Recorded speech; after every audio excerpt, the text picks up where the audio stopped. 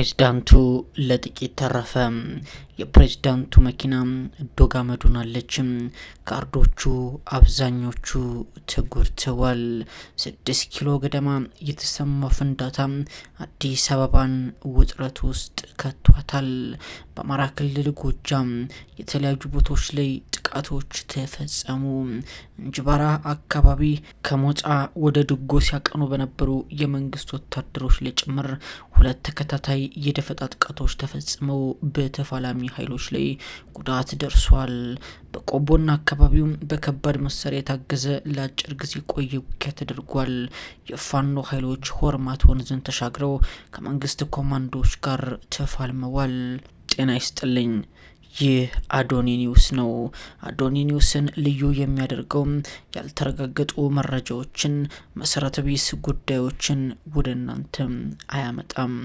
መረጃዎች ሲረጋገጡ በሶስተኛ ወገን ሲደመደሙ፣ ከሁለቱም ተፋላሚ ኃይሎች መረጃዎች ሲጣሩ ወደ እናንተ ይደርሳሉ። ሐሰተኛ መረጃዎች፣ የተቀነባበሩ ፕሮፓጋንዳዎች በእኛ ሚዲያ ቦታ የላቸውም። ስለሆነም ሚዲያችንን ሰብስክራይብ አድርጉት፣ የደወል ምልክቱንም ተጫኑ፣ ቤተሰብም ሁኑ። ትናንትና መጋቢት 9 ቀን በተለያዩ የአገሪቱ አካባቢዎች ውጊያዎች፣ ጥቃቶችና የተለያዩ ኦፕሬሽኖች ተፈጽመው አድረዋል። የመንግስት ኃይሎችን ለጉዳት የዳረጉ የፋኖ አባላትንም እንዲሁ ለጉዳት የዳረጉ ውጊያዎች በሰሜን ሸዋ፣ በምስራቅ ጎጃም፣ በአዊ ዞን እንዲሁም በሰሜን ወሎ የተለያዩ አካባቢዎች ላይ መሰማታቸው ነው እየተነገረው። በእርግጥ በአማራ ክልል መቅደላና አካባቢው ሲደረግ የነበረው ውጊያ ዛሬ ቆሟል። በመቅደላና አካባቢው ላለፉት 3 ቀናት ያክል ሲደረግ የነበረው ውጊያ አሁን ላይ መቆሙን የተነገረው። የመንግስት ኃይሎች ፋኖ ለ3 ቀን ያክል ተቆጣጥሮት የነበረውን ኮሬብ ከተማን በእጃቸው አስገብተዋል ተብሏል። በተመሳሳይ በወልዲያና በአካባቢው ለቀናት ያክል የዘለቀ ውጊያ ዛሬ ጋብ ብሏል። የመንግስት ኃይሎች በፋኖ እጅ ተይዞ የነበረውን መርጦ ከተማን ዳግም መያዛቸውም ተነግሯል። ውጊያው ዛሬ ቢቆም በመርጦና አካባቢው የነበረው ህዝብ በመንግስት ኃይሎች ወደ ከተማው መያዝን ተከትሎ አብዛኛው ነዋሪ ቀየውን ሸክፎ ከአካባቢው ተሰዷል ተብሏል። የመንግስት ኃይሎች ወደ ስፍራው ሲገቡ በከባድ መሳሪያ በርካታ ቤቶችን አቃጥለዋል፣ ንጹሃንንም እንደገደሉ ነው የመረጃ ምንጮች የገለጹትም። በተመሳሳይ በሰሜን ወሎ ዞን በዚሁ ማለት ነው በቆቦና አካባቢው ከባድ የጨበጣ ውጊያ ተደርጓል። በቆቦና አካባቢው በተደረገው ውጊያ በተፋላሚ ወገኖች ላይ ጉዳት ደርሷል።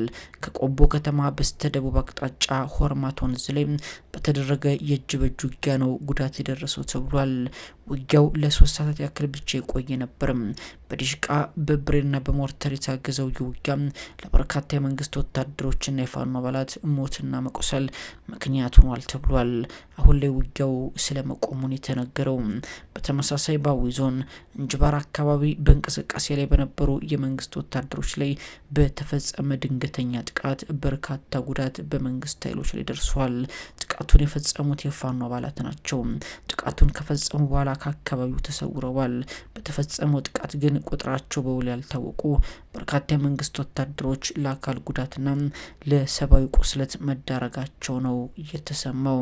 በተመሳሳይ በምስራቅ ጎጃም ዞን ከሞጣ አካባቢ ተነስቶ ወደ ድጓ ጽዮን ሲያቀና በነበር የመንግስት ኃይል ላይ አራጢ በተባለች ቦታ ላይ እንዲሁ ተመሳሳይ የደፈጣ ጥቃት ተፈጽሟል። የደፈጣ ጥቃቱን የፈጸሙት የፋኖ አባላት ሲሆኑ በፈጸሙት የደፈጣ ጥቃትም ቀላል የማይባል ጉዳት በመንግስት ኃይሎች ላይ መድረሱ ነው የተሰማው። ከአማራ ክልል የውጊያ መረጃዎቻችን ወጣ ስንል ደግሞ በአዲስ አበባ 6 ኪሎ አካባቢ የቦምብ ጥቃት ተፈጸመ። አዲስ አበባ 6 ኪሎ አካባቢ ትናንትና ማክሰኞ ከምሽቱ 1 ሰዓት ከ30 ገደማ በመከላከያ ተቋማት ላይ የቦምብ ጥቃት ተፈጽሞ 1 ወር አለመቃጠሉ ታውቋል።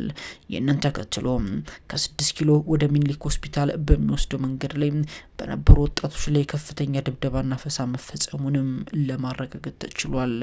በርግጥ ስለ ጉዳዩ አብዛኛው ከተማው ህዝብ እንዳይሰማ ሚዲያዎች ላይ አፈና ቢደረግም ነገር ግን ቁጥራቸው ከ13 ያላነሱ ወጣቶች በመንግስት ኃይሎች ተይዘው እየተደበደቡ ወደ ካምፕ ስለመወሰዳቸው ነው የተነገረው። ይህ የተፈጸመው እዚሁ አዲስ አበባ ከተማ 6 ኪሎ ላይ መሆኑ ደግሞ አነጋጋሪ ሆኗል። በተመሳሳይ የሶማሊያው ፕሬዝዳንት መሐመድ የግድያ ሙከራ ማምለጣቸው ተነገረ። መኪናቸው ተቃጥሏል። አብዛኞቹ ጋርዶቻቸውም ቆስለዋል። ጥቃቱን አልሸባብ ኃላፊነት ወስዷል። የሶማሊያው ፕሬዝዳንት ሼክ መሐመድ ከፕሬዝዳንት ቢሮቸው እንደወጡ ከጥቂት ደቂቃዎች በኋላ በመኪናቸው ላይ በተፈጸመ ተከታታይ ፈንጂ አብዛኞቹ ጠባቂዎቻቸው ጉዳትን አስተናግደዋል። ፕሬዝዳንቱ ለጥቂት ከሞት ማምለጣቸው ቢነገርም አንድ የጋርዳቸው ተሽከርካሪ ሙሉ ለሙሉ ሲወድም በርካታ የሚሆኑ ጥበቃዎች ደግሞ መቆሰላቸው ነው እየተነገረው።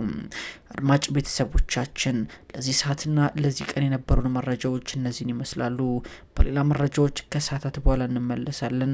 አዶኒ ኒውስን ምርጫችሁ ስለምታደርጉ እናመሰግናለን። በደህና ቆዩ።